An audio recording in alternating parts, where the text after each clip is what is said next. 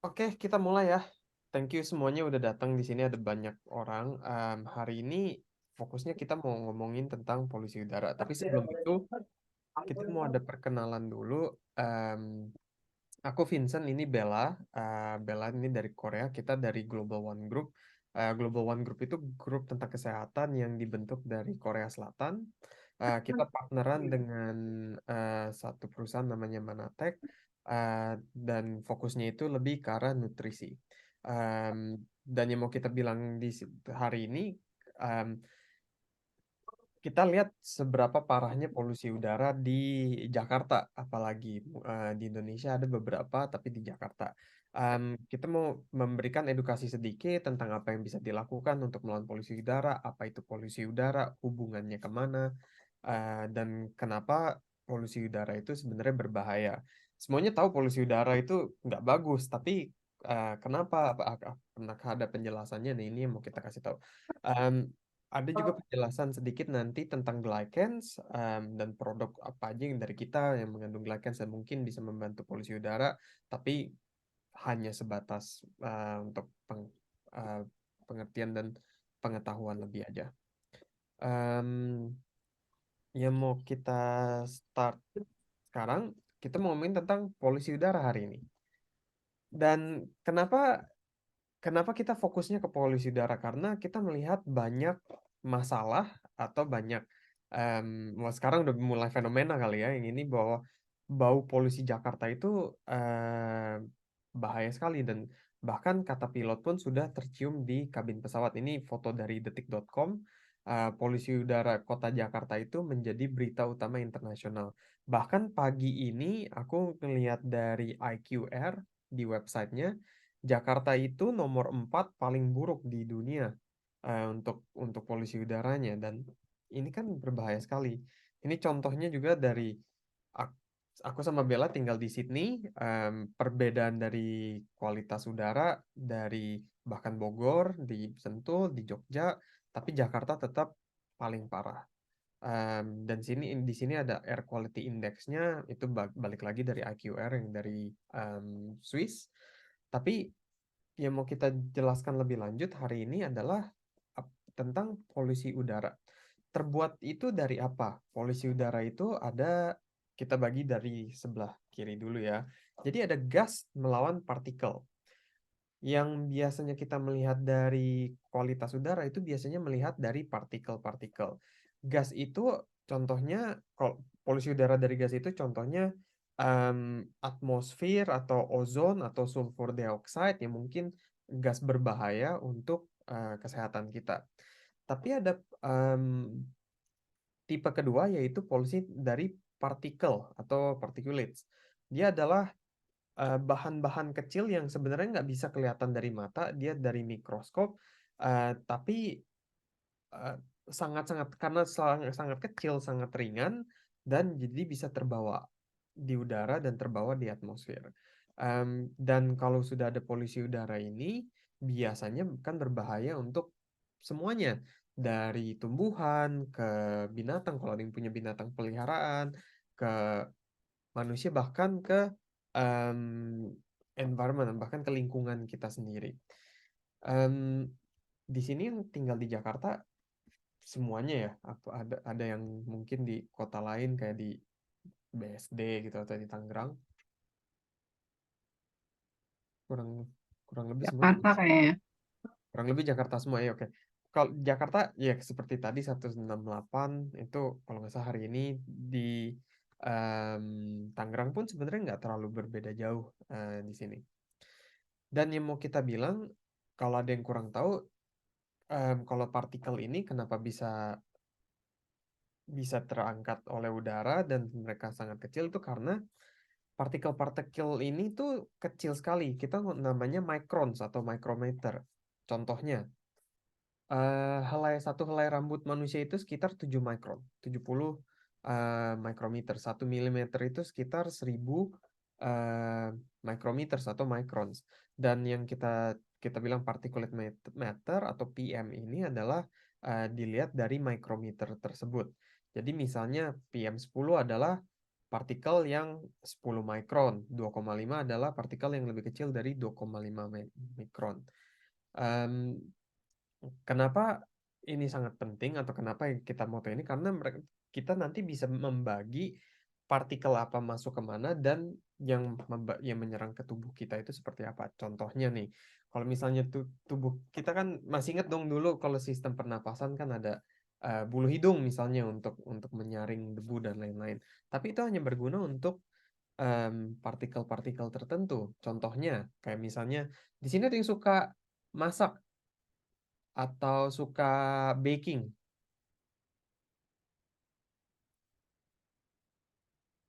Kalau nggak, kalau mungkin jarang kali ada yang baking atau masak. Cuman kalau biasanya ada yang masak atau baking itu kan biasanya ada saringan tepung ya kan atau saringan gula halus. Saringannya itu kan ada besar kecilnya besar berbeda-beda besar kecilnya. Nah, besar kecilnya inilah untuk yang kita lihat untuk partikel-partikel apa aja yang ada di polusi udara. Nah, contoh-contohnya ada dari karbon, dari debu tentunya, debu mineral, dari bahkan dari air yang tetesan air yang sangat-sangat kecil, dari sulfate, nitrate, dan lain-lain, dari organik karbon, jadi dari aerosol juga bisa keluar dari situ, dan inilah polusi udara. Terbuat dari apa aja? Itu terbuatnya rata-rata dari partikel-partikel yang tidak bisa terlihat oleh mata dan banyak besar besarnya. Nah, yang jadi pertanyaan, partikel apa menyerang kemana? Beda-beda loh, nggak semuanya itu sama. Contohnya, kalau yang debu mungkin partikel di bawah 10 masih bisa kesaring sedikit, tapi pasti akan ketahan di sel reseptor. Kebanyakan akan ketahan di sel reseptor bulu hidung. Itu yang 10. Tapi kalau yang lebih kecil dari 10 mikron itu mulai menyerangnya banyak masalah. Kalau misalnya bulu hidungnya juga nggak bisa menyaring banyak atau menahan banyak, dia akan masuk ke bagian tenggorokan, biasanya merasa kurang nyaman. Tapi kalau sudah mulai partikel yang lebih kecil akan menyerang bronkus atau di paru-paru kita. Kalau yang partikel 1 mikron itu lebih kecil lagi akan menyerang paru-paru. Dan kalau yang 0,1 sangat-sangat kecil, ultrafine particle itu akan menyerang ke darah. Kalau sudah kena ke darah, otomatis akan ke seluruh tubuh. Jadi ini adalah reseptor membran pernapasan. Jadi seluruh sel tubuh kita itu kalau dilihat ini ada semacam rambut atau semacam bulu-bulu yang di atas. Ini adalah sel paru-paru, ini sel tenggorokan, dan ini juga sel bulu hidung. Kalau selnya kita zoom, itu bentukannya seperti rambut. Nah, nama dari rambut ini atau nama dari reseptor sel ini kita sebut glycans. Kalau ada yang penasaran, kita bisa jelasin lebih lanjut, tapi untuk sekarang pengertiannya adalah glycan sama dengan rambut untuk sel. Dan bagaimana glycans atau rantai glikon namanya banyak, intinya rambut sel ini melindungi banyak hal. Jadi kalau misalnya kita balik lagi ke sistem paru-paru tersebut, dari bulu hidung ini, itu kan dia juga menahan, bulu hidung menahan debu, menahan lain-lain, tapi kan ada rambut-rambut tersebut yang jadi membentuk saringan. Rambut-rambut ini juga banyak khasiatnya atau banyak gunanya dari komunikasi antara sel sampai melindungi tubuh kita sendiri. Nah, kalau yang kita bilang tadi kan ada 10 mikron, 2,5, 1, dan 0,1. Tapi kalau sudah 0,1 kan mulai menyerang ke darah karena itu sangat-sangat partikel yang sangat-sangat kecil atau sangat-sangat tipis. Nah, bagaimana kita bisa melindunginya? Nah, balik lagi datangnya itu dari glycans atau rantai atau rambut sel tersebut. Jadi kalau kita zoom ini adalah pembuluh darah kita. Ini ada pembuluh darah kayak pipa. Dan di dindingnya itu ada rambut-rambut sel seperti ini. Dan dia rata-rata cara kerjanya gimana? Intinya dari 3 gambar ini. em, Kalau ada rambutnya, ada partikel atau kotoran-kotoran ini akan bisa lanjut dan nggak akan nempel di pembuluh darah. Kalau sudah lanjut, kemungkinan besar mungkin masih bisa di detox atau disaring oleh organ-organ tubuh kita, contoh liver atau ginjal dan lain-lain.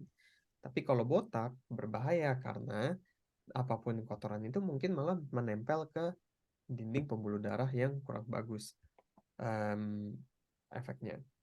Nah, yang kita bilang ini kan glycans. Glycans itu seperti apa? Glycans itu namanya banyak, ada rantai glycoglycans, glyconutrients, intinya adalah rambut sel. Rambut sel ini kalau kita zoom lagi terbuat dari 8 karbohidrat. Orang bilang, wah karbohidrat nggak bagus. Apalagi kalau ada yang diabetes dan lain-lain. Belum tentu. Kita butuh semua macam nutrisi dari karbohidrat, sampai protein, lemak, dan lain-lain. Yang jadi masalah kenapa banyak penyakit karena karbohidrat itu kelebihan ambilnya. Dan walaupun tubuh kita sebenarnya butuh karbohidrat, apalagi untuk energi. Dan karbohidrat itu tersendiri bisa dibagi ke banyak macam. Kurang lebih ada 600 di dunia ini. Dan tubuh kita itu hanya membutuhkan 8 karbohidrat untuk membuat rambut sel tersebut. Kalau kita zoom lagi, itu terbuat dari rantai-rantai yang membentuk seperti rambut dan terbuat dari glukos, galaktos, manus, fukos, xylose, N-asetilglukosamin, N-asetilgalaktosamin, dan N-asetilnuraminik acid. Glukos semuanya pasti pernah dengar dong kalau makan nasi putih, semuanya pasti doyan nasi putih di sini. Indonesia pemakan nasi, aku pun juga sama masih makan nasi. Kalau ada yang suka bakmi, apalagi makanan nasional Indonesia, aku bilang kalau bakmi itu em, kalau ada pembagiannya tepung itu diolah menjadi glukos atau glukosa. Tapi sisa dari tujul ini mungkin belum banyak yang pernah dengar di sini. Galaktos itu adalah karbohidrat yang ada di produk susu. Jadi seperti keju, susu, krim, yogurt. Kalau ada yang suka makan itu ya dapat karbohidratnya. Tapi sisa 6 ini itu jarang ada di pola makan kita sehari-hari. Contohnya, fukos itu datangnya dari ganggang laut dan juga dari rumput laut. Di sini ada yang makan rumput laut setiap hari? Jarang ya. Hampir nggak pernah. Bahkan Bella yang orang Korea aja banyak makan rumput laut, tetap nggak makan setiap hari rumput lautnya. Jadi memang ini jarang ada di pola makan kita. Manus itu datang dari lidah buaya. Terakhir aku makan atau minum es lidah buaya di Jakarta itu mungkin buset dan belasan tahun yang lalu lah kurang lebih. Dan sisanya berarti kelihatan bahwa ini nggak ada di pola makan kita. Cara pertanyaannya, kita harus gimana untuk dapat ini? Ada nanti mungkin ada suplemen-suplemen yang bisa membantu. Kita tahu ini dari mana? Kita bukan membentuk dari satu dokter atau ini. Kita tahu ini dari buku cetak biochemistry. Jadi buku cetak ini adalah dari sains tentunya, dari penelitian ilmiah dan penelitian ilmiah ini masuk ke buku cetak untuk murid-murid biochemistry yang mau belajar tentang biochemistry.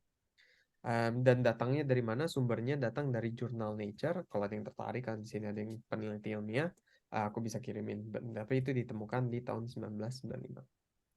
Dan bagaimana glycans ini dibentuk? Tentunya kalau kita butuh ada suplemen yang memiliki 8 glycans, dia menganalisa 600 jumlah tumbuhan di dunia dan hanya memilih tanaman liar yang bebas polusi.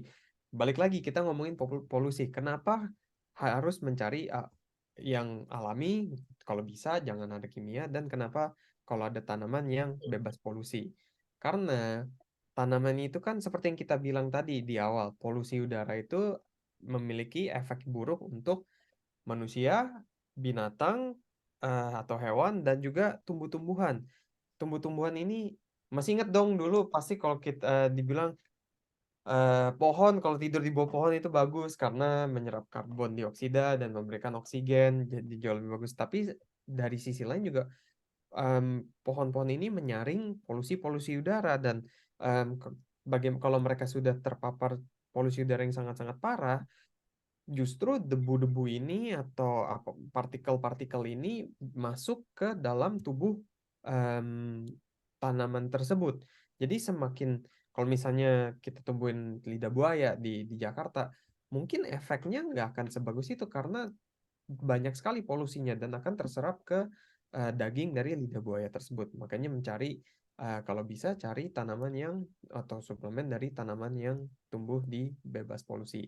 Contohnya lidah buaya itu kalau yang dari kita partneran sama Manatek, mereka ambilnya dari Costa Rica daripada em, mungkin negara-negara lain yang bisa tumbuh lidah buaya.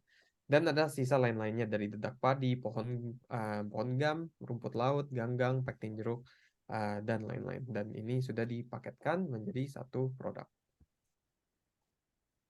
Nah, yang mau aku bilang di sini, kenapa penting untuk glycans ini dan kenapa em, mungkin kalau di Jakarta kan ada akses ke lidah buaya. Kenapa kita taruh untuk glycans ini dan kenapa kita melihat ini sebagai sesuatu yang bagus? Lidah buaya, ganggang, dan pektin jeruk itu ada chelate effect atau efek kelasi. Jadi intinya efek kelasi ini adalah efek di dalam darah atau efek kimia untuk detox. Kasarnya dia seperti magnet. Em, Efek kelasi ini jadi di glycans atau karbohidrat yang ada di dalam tersebut, salah satu kandungannya adalah mereka seperti magnet yang menempelkan polusi polusi metal ke magnet tersebut agar bisa dibuang oleh tubuh. Nah, yang kita bilang tadi, salah satu partikel-partikel di polusi udara selain dari debu, banyak debu mineral. Jadi bukan debu biasa, tapi debu mineral. Nah, debu mineral ini kurang lebih biasanya adalah debu-debu dari em, yang memiliki sifat metal. Jadi dengan ada efek kelasi ini, polusi atau yang kurang bagus itu nempel seperti magnet, em, dan di saat bersamaan kita bisa dikeluarkan dari tubuh kita. Nah, itu kenapa kita melihat ini adalah salah satu mungkin solusi dari polusi udara di Jakarta. Fungsi glycans ada banyak. Kalau ada yang mau tahu lebih lanjut, ini aku memperlihatkan di sini ada komunikasi antar sel. Tapi yang menjadi inti di sini adalah anti peradangan, anti infeksi, penyembuhan luka lebih cepat, manajemen hormon metabolisme, fungsi kekebalan sel atau kekebalan tubuh, dan melindungi diri dari stres. Nah, ini yang sangat berguna untuk orang-orang yang terpapar tentang polusi udara. Selain itu, nggak harus semuanya dari suplemen, bahkan kita bisa mencari dari hal-hal lain. Ada beberapa makanan yang baik untuk melawan polusi udara. Kalau di sini ada yang bingung mau ngeliatnya seperti apa, mau jalaninnya atau mau ambil apa sih yang bisa membantu. Bayam sangat membantu kalau ada yang suka bayam di sini karena di dalamnya kaya akan magnesium dan beta karotin. Ini magnesium dan beta karotin itu adalah mineral dan juga vitamin C untuk membantu melawan debu atau melawan polusi. Ini juga meningkatkan sel imun kita. Brokoli juga sama, kaya akan vitamin C dan antioksidan. Antioksidan itu berguna untuk melawan stres atau melawan radikal bebas, melawan intinya melawan kotoran yang ada di luar dan juga kotoran yang dihasilkan oleh tubuh kita agar bisa di netralkan. Itu adalah antioksidan. Tomat, kalau ada yang doyan tomat sama kaya akan vitamin C dan antioksidan. Antioksidan itu banyak jenisnya. Kalau di tomat namanya lycopene. Kunyit, jadi mungkin banyak makan soto kali ya. Kalau di sini kunyit itu salah satu yang sangat, atau jamu, kalau ada yang doyan jamu, kunyit itu kaya akan kurkumin, yaitu salah satu antiinflamasi dan bertugas untuk melindungi paru-paru. Jadi kalau ada yang doyan jamu mungkin pakai kunyit em, bisa membantu, apalagi untuk melawan di polusi udara di Jakarta. Dan yang terakhir, aku nggak tahu di sini ada apa nggak, di Jakarta ada apa nggak. Tapi yang salah satu yang sangat-sangat bagus kita lihat adalah flaxseed. Ada yang pernah dengar nggak flaxseed? Biji flax, FLAX namanya. Di ada ya. Nah, flaxseed, oh nggak ada ya. Em, Flaxseed itu salah satu biji-bijian yang sangat-sangat berguna em, untuk em, untuk melawan polusi udara karena kaya akan omega 3. Omega 3 itu balik lagi sangat-sangat berguna untuk em, menambah sistem kekebalan tubuh kita dan juga melawan polusi. Jadi di sini nggak hanya memperlihatkan apa aja ini juga salah satu cara-cara atau apa atau nutrisi-nutrisi lain mungkin yang kita bisa lihat untuk bisa membantu em, melawan polusi udara. Sorry, aku coba refresh dulu karena katanya ada yang ditambahin. Sorry ya. Oke.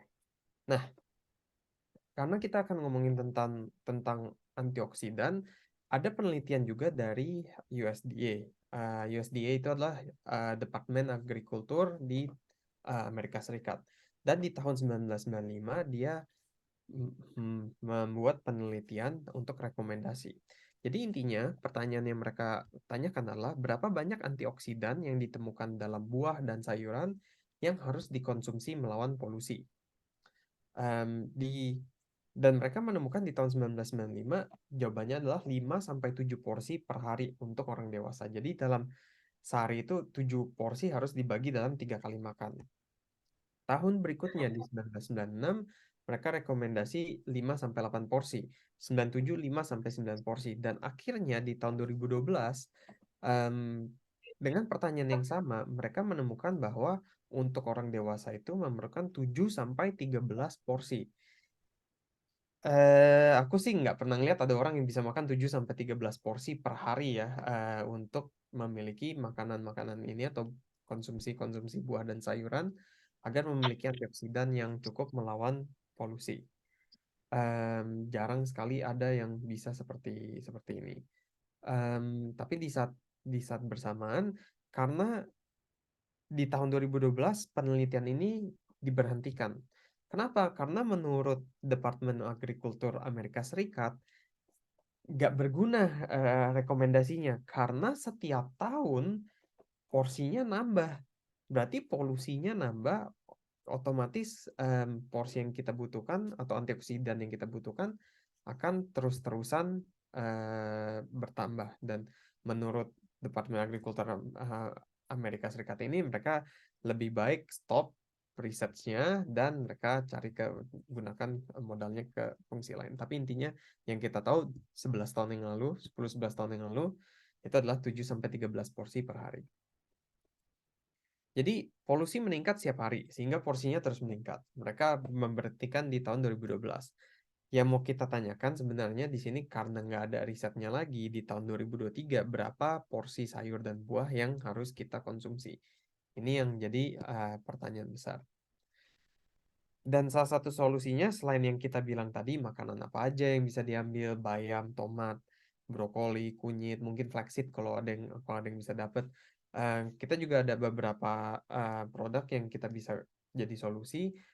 Studi selama 4 tahun dan ditemukan dari tes darah manusia untuk melihat tentang antioksidan. Kalau 5 sampai 7 porsi buah dan sayuran kita konsumsi setiap hari, itu akan memiliki 13% tambahan dari antioksidan yang diproduksi oleh tubuh kita. Ada yang suka wine di sini? Red wine? Anggur merah? Nggak ada ya? Red wine kan banyak yang orang bilang, oh red wine tuh kalau satu gelas sehat, ada antioksidannya, bagus dari kulit anggur.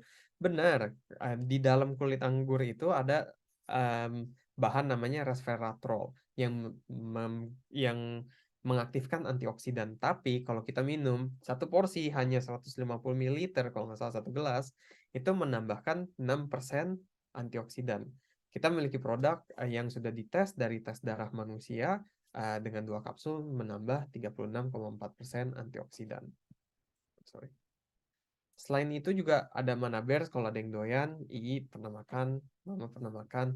Ini adalah pektin gummy, jadi bagus juga untuk anak-anak, bergizi dan lezat. Dan pektinnya balik lagi kita bilang ada efek elasi berguna untuk detox heavy metal.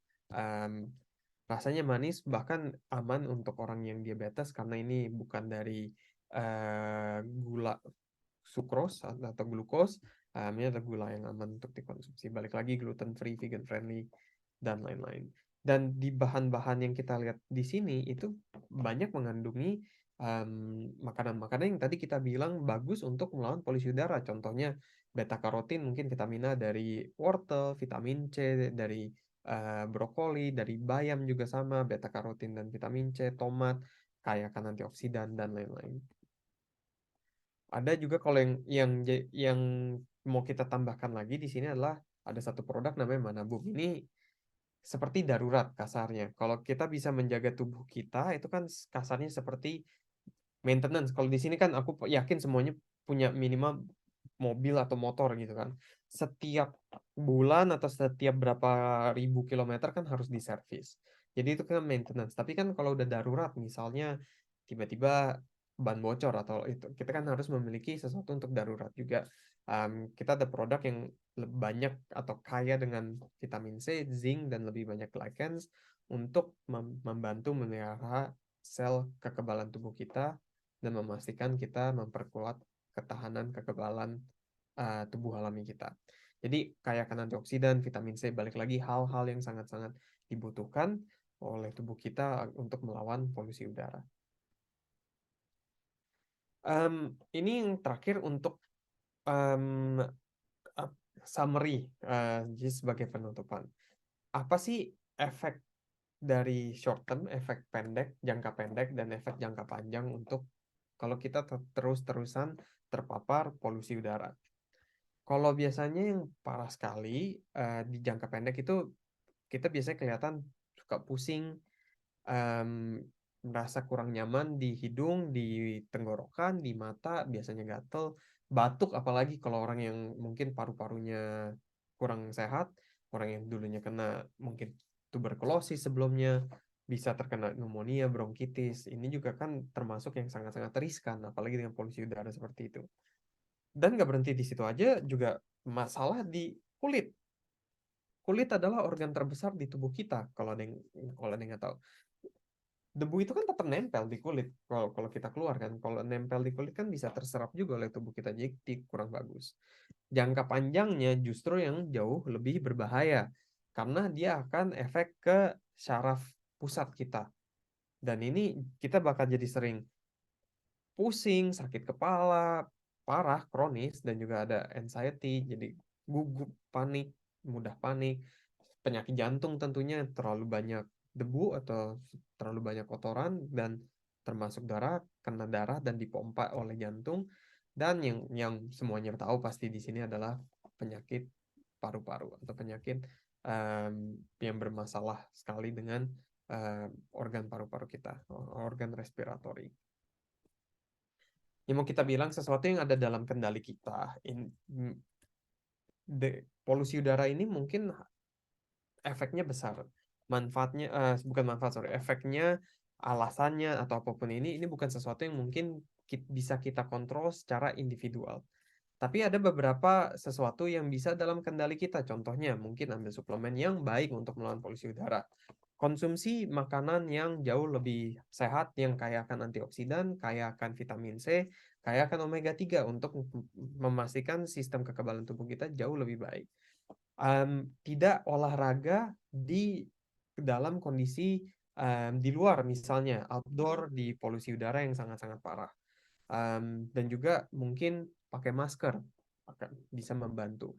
Walaupun masker ini ada debatnya, tapi paling kalau dari kondisi polusi udara seperti Jakarta, mungkin lebih baik pakai masker dan coba lebih banyak di indoor daripada di outdoor.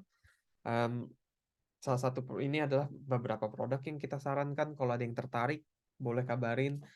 Yang pertama adalah Ambrotos yang kita bilang tadi, membantu menggunakan reseptor sel, membangun reseptor sel dengan atau rambut sel dari glycans, membantu sistem pernapasan. Ada efek kelasinya, kelat juga yang mendetoks heavy metal, polusi metal, antioksidan namanya AO, melawan radikal bebas atau stres dari polusi.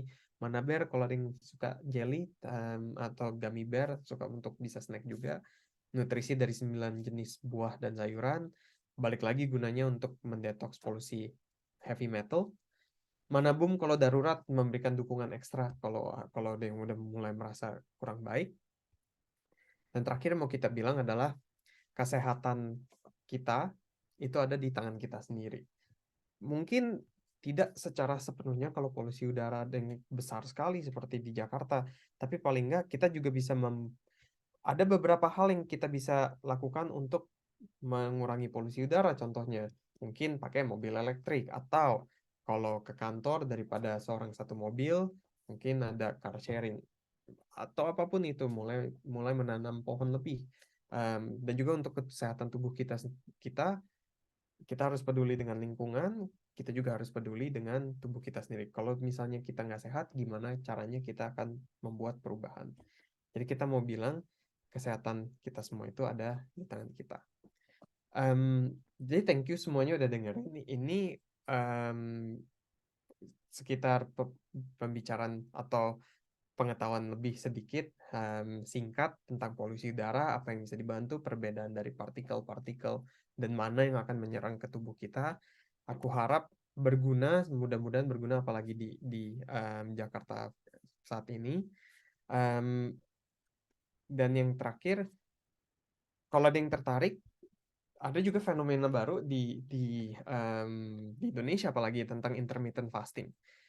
Kita mau adain tentang nutrisi, kita mau ngobrolin tentang nutrisi. Apakah intermittent fasting ini bagus untuk kita? Menurut nanti kita akan lihat jauh lebih dalam tips-tips apa aja yang untuk memastikan intermittent fasting ini berjalan lebih lanjut, atau fasting atau puasa apapun itu bisa jauh lebih bagus, jauh lebih sehat, dan juga makanan apa aja atau nutrisi apa aja yang harus atau yang kita sarankan agar memastikan tubuh kita juga memberikan efek yang paling maksimal untuk intermittent fasting atau untuk puasa.